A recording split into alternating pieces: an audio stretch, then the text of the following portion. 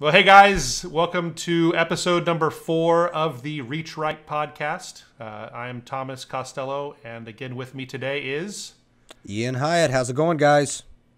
Going good here. Looking forward to our conversation here today. Excited to talk about our topic at hand. The conversation that we're going to be having today is about the biggest website mistakes that we see, and we had like a list of dozens, and we were able to narrow it down to only 11, and that was a challenge, I would say, right? Yeah, it definitely was.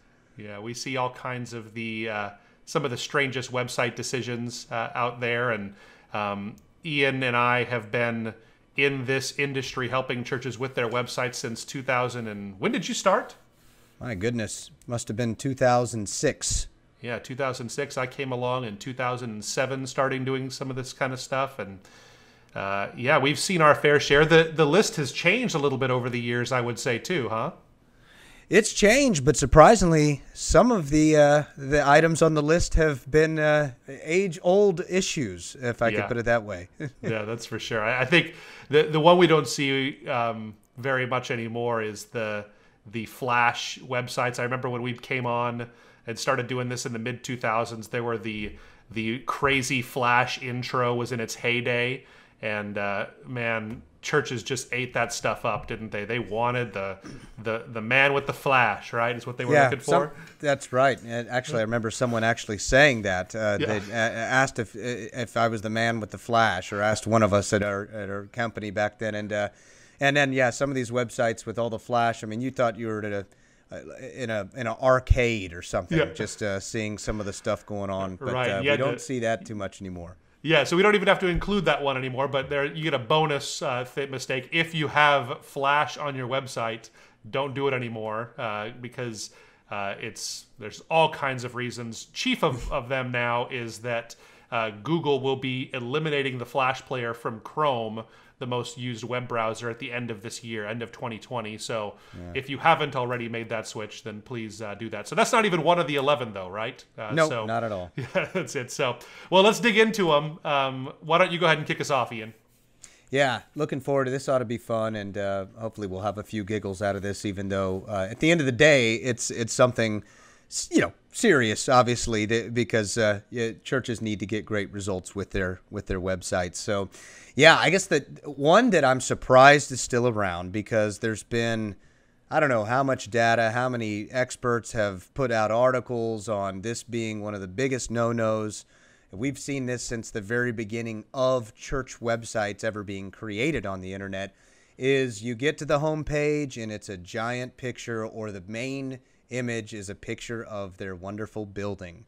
And that is the main focus of the whole opening image. So obviously this has been a big church marketing no for a while, because people are attracted to people like them and other people more than a building, even though we know we love our buildings and how we long for those in this season that we're going to be able to go back to buildings. But that is obviously not God has given us as pastors and ministry leaders and just believers, obviously a bigger vision than just the building. It's more about reaching people, right? So no, absolutely. Yeah, we've been saying that forever. As long as I've been a Christian, we've been told that the church is not the building.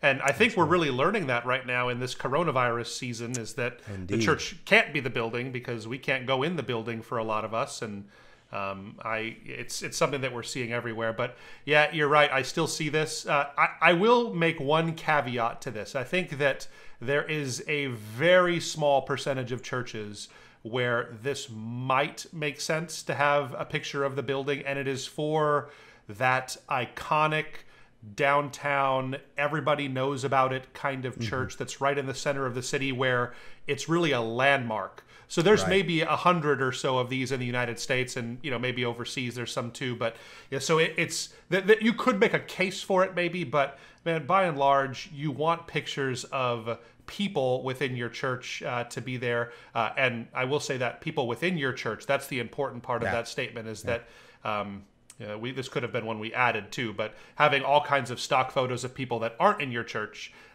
We do this looking at lots of websites. We see the same families that apparently go to hundreds of different churches all over the country, and they're also a part of the wall at Target or Walmart too. Those right, same yeah, people. the same so people, they're everywhere. exactly. Yeah. So, but no building, and that'll actually bring me to number 2, I think, which is the other mistake we see quite often is that we see a big picture or like a pastor-centric kind of a homepage. So big picture of the lead pastor of the church as the main image that's there on the homepage for a church. And it should be obvious to us that while the pastor, obviously it's important to make some kind of a connection with him or her on the website, I think it's important that it's not the main focus, that his face is not the main focus when someone first gets onto there.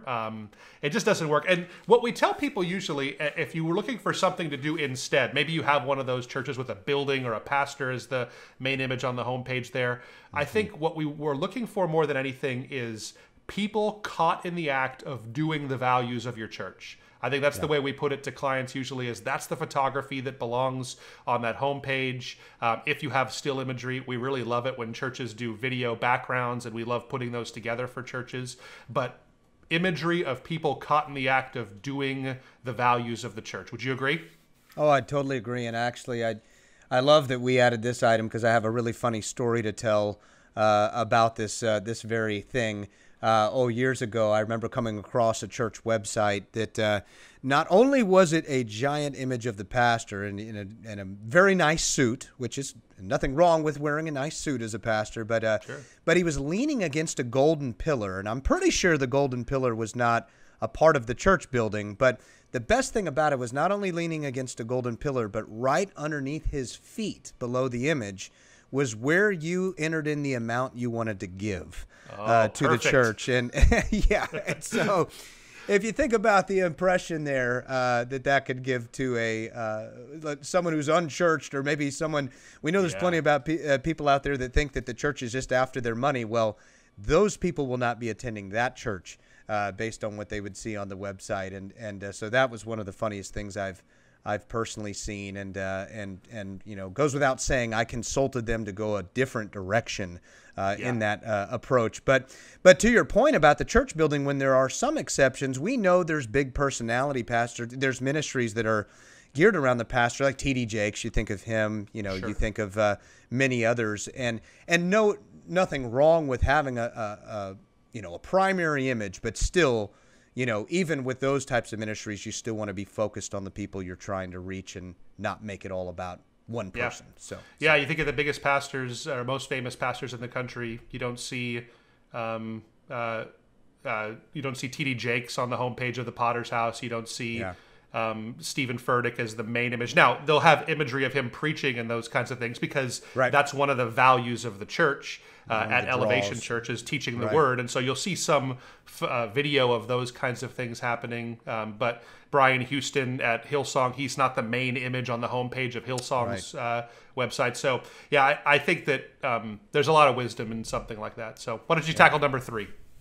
Number 3, so big drop-down menus with multiple tiers all over the place. Now, there still can be a place for drop-down menus on specific websites, and that's a whole nother subject. But it is, for the most part, we feel these days unnecessary to first of all, you don't want to have deep drop-down menus, and sometimes you don't need drop-down menus at all. As a matter of fact, I know with the sites that we do, we try to avoid them at all costs if we can. And the reason why, number one reason is that people are primarily browsing on mobile devices, on phones, and people are less patient now too from their phones. They're needing to get information quick, and you got to engage them quick. And if you make them dig and have to click around to find, whatever content that they're looking for, they quickly lose patience. And there's a lot of other reasons for this too. I mean, you just don't want a busy website. You want to make it very intuitive.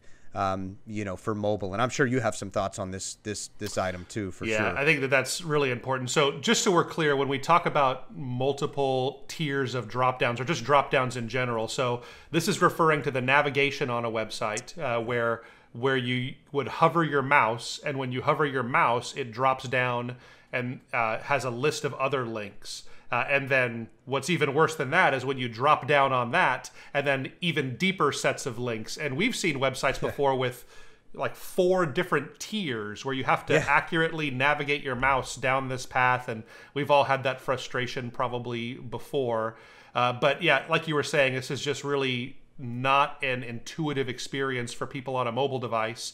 And we have the benefit of seeing all of our church website clients. We get to see their analytics, and we're a little bit over 60% of the traffic right now is happening on mobile devices. So really, and this kind of gets into a whole nother conversation. We can talk about this in a later episode, but we do encourage churches to have a mobile first approach on this on their website, that you have to think of it as if the primary way people will access this is not on a laptop or a desktop, but on their phone is the main way that people are going to look at your site nowadays. And so it's just not intuitive. And usually what they do on mobile sites now is that they'll have what you call a hamburger menu, which is those 3 lines. So think of it as bun, meat, bun, kind of that hamburger, those 3 lines. That's where you click to find the menu for the site. And then you would drop down in that, and you'd still have to navigate a whole bunch of pages. Here's the deal, is that we think that the right way to set up a site nowadays is not having dozens and dozens of pages for most churches, that you need to have a really deep menu like that. I think churches are better off having longer pages with more content on them that has to be well designed. So think of it like the way that you use Instagram or Facebook. Right. You don't click from post to post to post to see what people say. You just keep scrolling. And that's the idea. We'd love to get that across to our website clients, and we encourage them. Let's not try to make people click from page to page to learn your vision, another page for your values, another page for what you believe, another page for your 2020 vision. Let's put that all in one spot and design it well, and it just makes a better experience for people, I would say.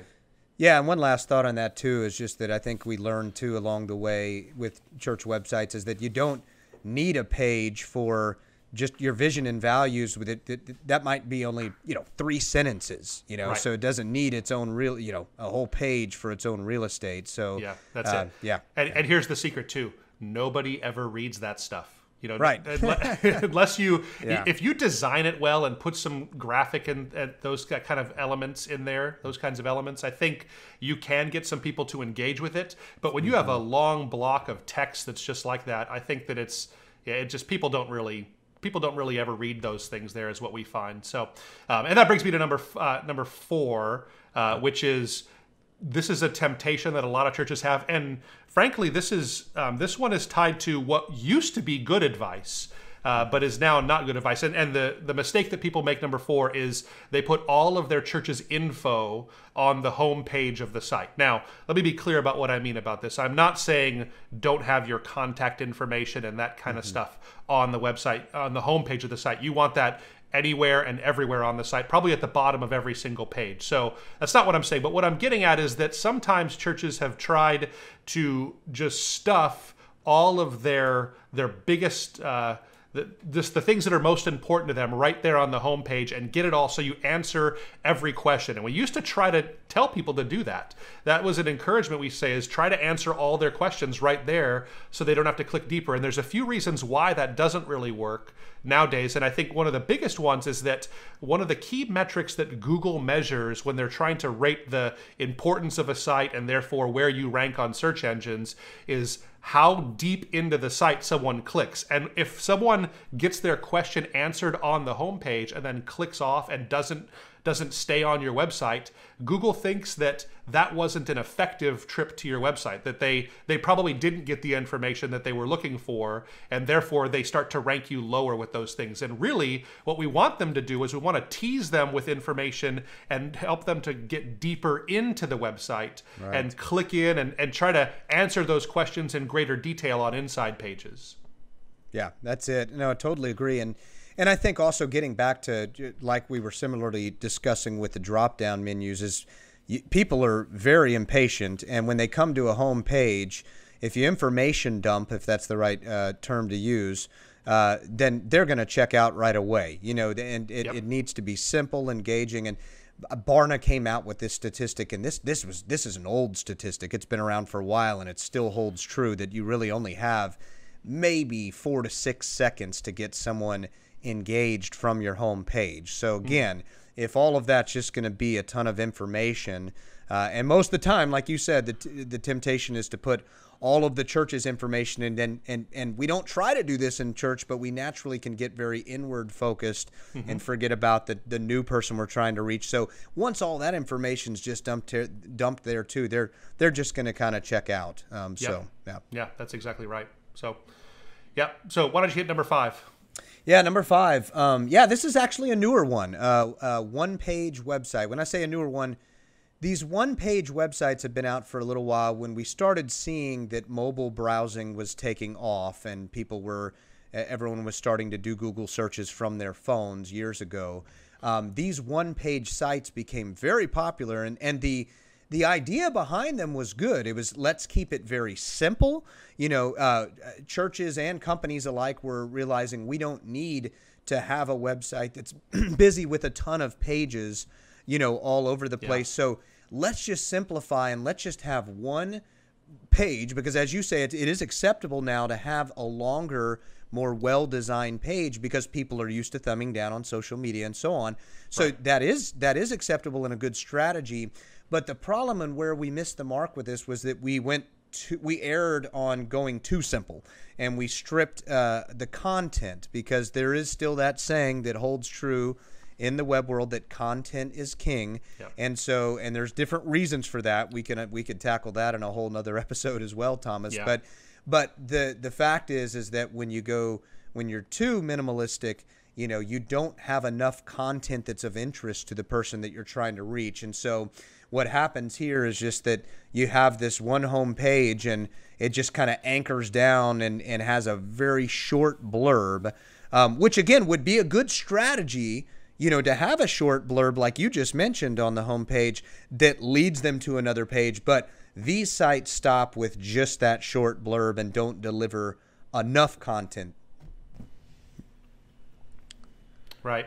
Yeah, I think you're right. And I think that this is primarily, I agree with you that it was a good idea to try and simplify things, but I think the problem is mostly from a search engine optimization standpoint. For those of you that haven't seen one of these, or maybe you have but you just don't know what we're talking about, these are one of those longer sites where usually they have a navigation at the top, but like Ian mentioned, he said it anchors down. So what that means is that you click on that on a piece of the navigation, and it'll automatically take you to one section of that same page. But really, and that's nice. But the problem is, from a search engine optimization standpoint, it's hard to make that one page rank for every keyword that you could want to rank for a church. And so that's right. You have lots and lots of content on there. But I just think that what you're looking for is you need to have at least some different pages that target different kind of information that a church might want to deliver out there, or people might be searching for online. So from an SEO perspective, it just doesn't really cut the mustard in that way there. So, and that brings us to number 6.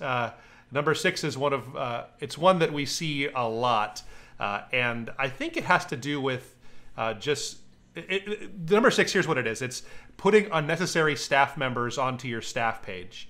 I think that there is a fine balance that churches have to walk as to who they put onto the staff section of their website.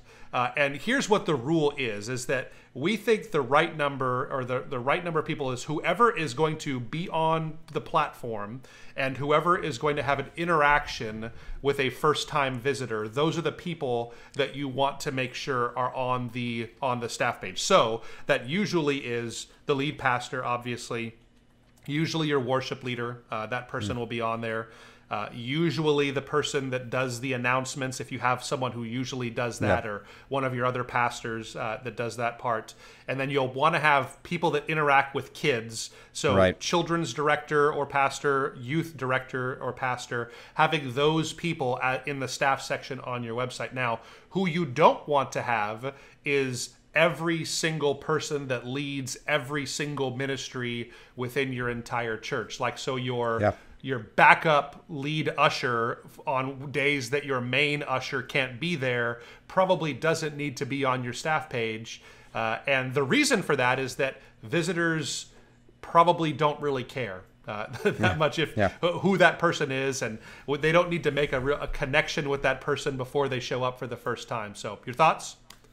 Oh, I totally agree, and starting to smile and almost chuckle when you were saying that, because another good story to tell is, and one other point in addition to this is not only limiting the amount of people, make sure the people look friendly on this on this page. I remember seeing it is a great idea to have a children's pastor on there, but let's make sure they look nice and that they like children. We had seen a picture of a very, I don't know how else to put it, but a very mean old lady that looked like, if I was thinking, if I were looking for a church, and you know, I have elementary age kids, and if we were going to this church and I knew my kids were going to be under her care, she looked like she wanted to pinch them or spank them or something. And so that's one thing too, is that let's have friendly people, minimize the amount of people, but friendly people. And and it's funny. I think I just, you say this, we didn't. I think I know who you're talking about before we even get into this here, and I think she I think she had a name. We won't say it on this because I don't want to pick on anybody, but I think she had a name that sounded scary too, if I remember right. Yeah. But anyway, I think that is sound advice. But a warm face can erase a scary name. So but yeah, both together dangerous. Absolutely, yeah, that's it. So, go for it. Mistake number 7. Yeah. So. Putting individual emails on the website, and you know, everyone meant well. Again, years ago, this was not as big of a deal as it is now, and we'll talk about that. But individual staff emails or you know, ministry leader emails throughout the website. You know, the idea, again, it was a noble thought, because you know, obviously, if I had questions about the youth ministry, I'd love to message the youth pastor, you know, get in touch with them, get to know them, what they have in store. All of that is, but now obviously we're seeing much more spamming going on, much more targeting of individual email addresses and contact information than ever before. So you make yourself very vulnerable to spamming when you do that. So, and I know you could, you know, elaborate a little bit more. There's probably other reasons, but we find a better strategy would be something just like a contact form to fill out, and there's some other ideas too. But yeah, it really is all about the spam for me. I think that's something that it's not just that there's people that are looking you up and writing you emails, you know, salespeople or whatever, but there are systems out there that go out and scrape websites and just look for any real email box, take it and sell it to people that will send out spam. And you want to do everything you possibly can to stay off of that kind of a list there. So churches, you if you're leading a church, you should not have your email address, certainly not your personal one. You probably want to have one on the site. So, you know, info@yourchurch.com, that kind of a website or that kind of an email address should be out there. But yeah, you're exactly right. I think forms are the right way, and not just a generic contact form. Like if it's, you shouldn't just have the same form everywhere. If you have if you want to put your youth pastor's email address in the youth section of the website, well, then have a youth-specific form that people can use to ask youth questions. And there's a few reasons why this is good too, because it gives you more information. Like, so when someone submits a form, you actually get all of their contact. You can ask for other pieces of contact information and other data points that you can use and keep connected with people that way. So, and that actually is a good segue to mistake number 7 or number 8. And that is, and we see this all the time, is not having clear calls to action on every single section of the website. This is an example. So with an email address, what you're trying to get people to do is you're calling them to action to email somebody that's on your church staff in most cases. We recommend doing a form, but that's an example of a call to action. And here's what we see so many churches making this mistake is that they will give lots and lots of information and not ask anybody to do something with that information. It's kind of like preaching a sermon, and you spend all of your time giving you wax eloquent and you deliver something beautiful and people are moved, and then you just end by saying, so yeah. So there you go. So go ahead, Ian. I'm sorry. Oh, I was gonna also just say, you end by or just saying have a nice day, because basically you're almost you're not trying to say goodbye to someone, but that's the next thing that they think in their head. So it's either like a or just have a nice day. So and we do this all the time on church websites where we we were talking before about vision and value statements. I very rarely see churches use that and then ask people to do something. And that's like kind of the litmus test for whether or not content belongs on your website. Is there something I want someone to do as a result of seeing this content, right? So if I deliver my vision and values, is there a reason why I'm doing that? And what do I want people to do next? Now that I've read that, if someone read that and was inspired, what is their next step? And just asking people to do that. So the solution for most of the site is one of two things. Click deeper and learn more. So like on the home page, the call to action for every section is going to be go deeper into the site, learn more about this here, dig in deeper. But then once we get past that, when you get into ministry sections of the site, mission sections, giving sections, the action, we have to ask people to do something. When they see something about your small groups, don't make the mistake of just delivering a bunch of information about what you think about small groups and where small groups are. Ask people to get involved. Ask them to take a step. That's what every church website should be doing in every section, is asking people to do something. Yeah. And to be clear, too, we're not wanting to just, get in their business and have a salesy approach. And I know some of the feedback I've heard or the concern that a ministry leader or pastor would have in taking that approach is that, we don't want to be pushy and make someone feel like they got to give us all their information. Right. So if you're strategic about it, and again, you put out compelling, helpful content, and you simply give them a warm greeting to respond, it actually shows that you want to hear from them instead. Yep. So I think that's just one good thing to note, is that, there is some strategy behind it to make sure it doesn't come off as pushy and so on. So that's not the intent. And if you do it right, no one's going to feel that way. So, yep, that's it. That's good. Well, good. Thomas, you want to tackle number 9? Sure. Yeah, I can do number 9. Yeah. Yep. So it's number 9 is the mistake we see people make is sending people off of your website to do one of those calls to action. So you spend the time to give them a call to action, you ask them to do something, and then you send them off of your website. And the one that I'm seeing that the most with right now in this coronavirus season, where a lot of us are doing church online and some of those things, is sending them off of your site to go to your video content. This is a huge no-no. One of the things that we talked about before that Google's looking at when they see a visitor to your website is they want to know how many pages they go into. Do they just go on the home page and leave? And then they're also looking for the amount of time that someone spends on your website. So if someone gets on your website and right on the homepage you say you have a button that says watch live, and then they click off and go straight to YouTube or to the church online platform or whatever you guys are using for your Facebook, for your live, wherever it is, that is actually seen as a huge loss, because especially with online viewing like this, that's someone who is ready to spend 30 minutes on your website watching your entire service that way. So we love YouTube. We're not against YouTube or Facebook. Use all those platforms. but you are doing yourself a huge disservice if you're sending people off of your site and making them go consume content elsewhere instead of doing it right there. And then here's the other thing too, is that when we keep them on your site, there's lots of other opportunities to interact with them. Like, so, obviously inviting people to give when maybe you're talking about giving at some point in your message there, asking people to respond, to get connected in some kind of a way, filling out visitor cards, all those things happen best on your platform, not on YouTube's or Facebook's.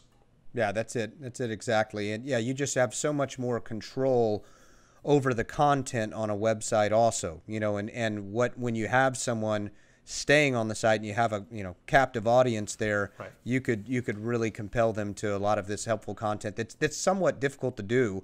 And we're not anti-social media, of course. Use social media, all of that, but you can have a lot more content that's helpful and a lot more control over that compared to social media too. And these other outlets. Yeah, that's a good point. Yeah, that's good. Yep. Hit number 10 for us. Yeah, it's a good segue to that too, because like we said, people can also give more easily from your site. But what you want to do, make sure you don't do, is just have a direct link to giving without explaining anything about that. Getting back to the joke earlier, the example that I gave of the pastor with underneath his feet was the amount to give. Of course, that had its own visual explanation to it. But one of the worst things we often see is just a give link or an online giving link on a website. And as soon as someone clicks that, it just opens up right where they enter in their information and get straight to the giving. And instead, we know that so many people have the mindset of just, the church is after my money. And you can sometimes communicate that that's all you are after if you don't have some sort of explanation or even storytelling, if we want to call it that, behind what it means to give at your church. In every church, we know what it means scripturally to give, and it's good to actually outline a lot of that content. But it does mean people have different churches have different ideas of what giving means to them, and they have different things that they can show that financial contributions will go towards. Like if your church is big on a specific outreach, let's have photos of that outreach in action and people being blessed by your ministry. If it's huge on kids ministry, for parents to know that their giving is going to be, and part of that is going to fund the kids ministry and how your own kids can be blessed more. Let's tell that story. So that's some good reasons to make sure that you're not just having a link that says give. Yeah, I think this is another one of those things where we know this in person, right? Every church I've ever been to, when they're going to do the offering time, they don't just say, okay, give. Like they don't just do that or just say, hey, offering time, and then just walk around with the buckets. You give some explanation to it, right? You share a verse, you pray, you spend some time just kind of helping people understand that. And I think that that's so important because we can't just assume that people understand that, especially online, because you're going to be interacting with people that have never stepped foot in your church before, right? They've never come in there. They don't know you. And we want to be careful. And again, I think we sometimes go overboard on our apologies and fear of speaking about giving. I think that's really important. It's an important act of worship is giving. But I think it's also important that we just make sure we're explaining it and being clear about why we give and what it goes towards. And I think that's really important that churches don't make that mistake of just asking people to give directly and linking them right off of the site to get to a giving provider. So, all right, last one. Let me tackle this one here. Number 11 of the 11 mistakes that churches make on their website. It's big homepage sliders. We've seen these, and we have been guilty of these in our early part of our career, because this is what you did, is that the coolest thing you could do on a church website was having 3 images that would rotate, and they'd talk about your current sermon series, your big upcoming event, and some other call to action like getting involved in youth ministry or something like that would be on there. And it is really just something that we've learned just from looking at traction on websites that it actually doesn't work.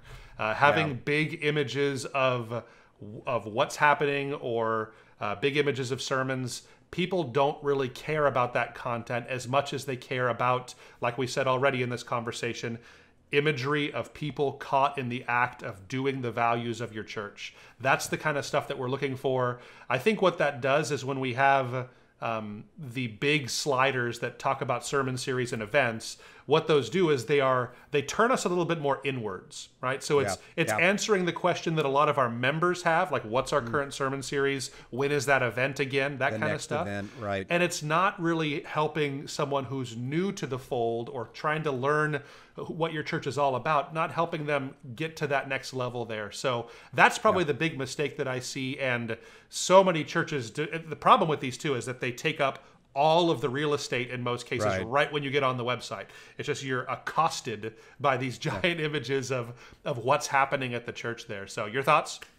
Yeah, I agree with you completely. And I think one of the things it does is it inadvertently it makes us have an inward focus on the website, because it just the natural tendency is what else can we fit in this slider? And it usually turns out to being, like you said, events or some other ministry initiative that's already going on internally, or a membership class. And what that it just assumes that people are already interested in what you're doing when they come to your homepage, and they're not yet. If it's that person that hasn't visited yet, they're not, for lack of a better word, sold yet on taking that next step. So you're almost just assuming they're interested in everything that you have going on. And then again, it gets back to that Barna that we talked about. Again, you only have a few seconds to get someone engaged, from the homepage. So again, they're not looking to watch a slideshow at that point.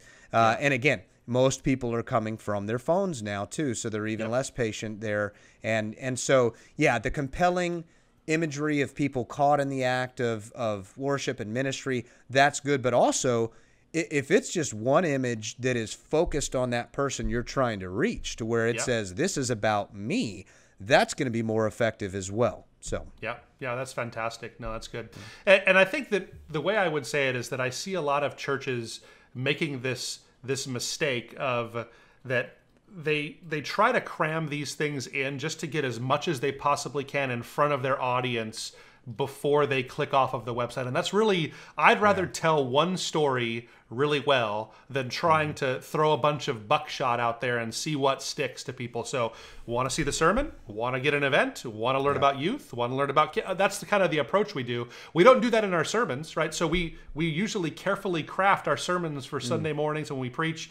They're usually crafted, and we try to, good pastors that preach well, they edit them down and they try to keep them short and concise and try to hit that one compelling theme and not try to hit everything. And I think that's that's some overarching advice for the entire conversation we're having today, is that you can't just try to do the buckshot approach when it comes to your website and just throw everything out there and see if it sticks. I think really thinking about some of these things we talked about here, replacing them with some of the newer practices that that you'll learn from some of the things we talk about here at REACHRIGHT. I think that's really the right way to go with this here. So anything else to add today, Ian, before we let people go?